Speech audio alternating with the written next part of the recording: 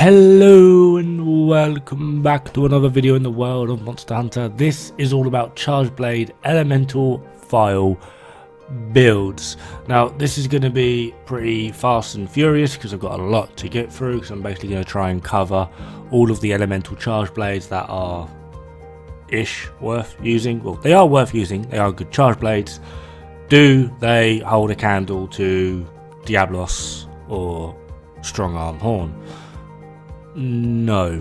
Some of them will have slightly higher EFR, and if you're using the correct element against the correct monster, your overall hits with your sword or axe form, or even the initial 3 hits from super amped elemental discharge, will do more damage than Taroth, Horn or Diablos Tyrannus 2.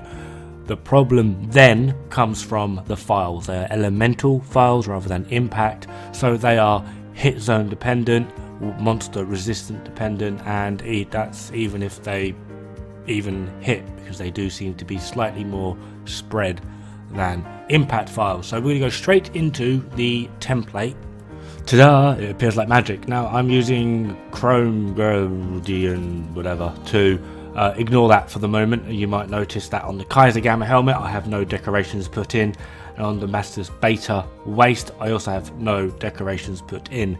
Now some of you might recognise this build. It's basically the standard build for using Diablos Tyrannus 2 or Taroth Strong Arm Horn, and that's because this setup is just too good not to use.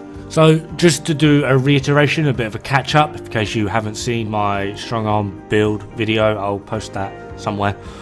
Kaiser Gamma helmet, we have no decorators at the moment, they will come. Damascus Alpha chest with 3 attack decorations. Draken Alpha gloves with a tenderizer and a magazine. Damascus Beta waist with no decorations, they will come.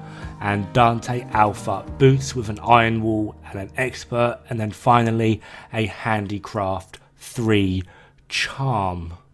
That is going to be your basic layout, and from here you basically, when you swap charge blade, well, you'll see what it's all about in a second. So let's move on to the first build. So we're going to start off with the Oppressor's charge blade. That is from Devil Joe. I'm running a health and affinity augment, and as you can see, those 2 decorations from Kaiser Gamma have been filled in. I'm using 2 mighty decorations, and on the Damascus Beta I have 3 dragon decorations. This actually puts us at a stupid amount of EFR above Diablos Tyrannus and Strong Arm Horn, simply because this is able to hit white sharpness. That is basically it. Now on a super amped elemental discharge, regardless, this will hit quite a bit harder, but you're going to be struggling against with the phials, simply because on average, on a monster that is 3-star weak to dragon, you will be dealing about 41 damage. I have had a lucky moment and I have received a 91, which I was really chuffed with, but on average you're looking at about 41. On to Halberian Blade. Now in the weapon we have a decoration slot, so I've put an expert in there, as well as a damage and a health augment. Now at that point this will have 100% affinity, so rather than 2 mighty I've gone with 2 flawless, just to try and raise our EFR a little bit more. And obviously in the waist we have 3 blaze decorations. This is actually one of the weaker in terms of power elemental phials. However, on rare occasion the phials will hit. On something like Val Hazak, I have seen it a few times, and I really tried very hard to actually get some footage of this happening, but I couldn't. I hit a phial for 114. Oh my god, that doesn't sound like the most, considering of what you can get with the impact phials, I'm aware, but a power elemental phial hitting 114, honestly, if there was a pause button I would have paused the game and promptly shit myself, because oh my god. Now for Gigafrost, in the weapon we have a mighty and a flawless. 2 affinity and a health augment. In the helmet we have 2 more flawless, and then in the Damascus Beta Waste we have 3 frost. This is pretty much, in a nutshell, the most useless of the charge blades, simply because not a lot is particularly that weak to ice, apart from things like Diablos obviously, but it just simply doesn't do enough of it to even remotely make it worthwhile. However, if you are wanting an ice charge blade to play around with before Arch-Tempered Kulve-Taroth gets here, you're welcome to give it a go. Personally, I don't recommend it, but it's up to you. This is the Jura Depth 3. We are running 2 affinity augments, a health augment and an expert decoration in the weapon. Now if you're some sort of pro, do feel free to put in a 3rd affinity augment just to put yourself at 100% affinity.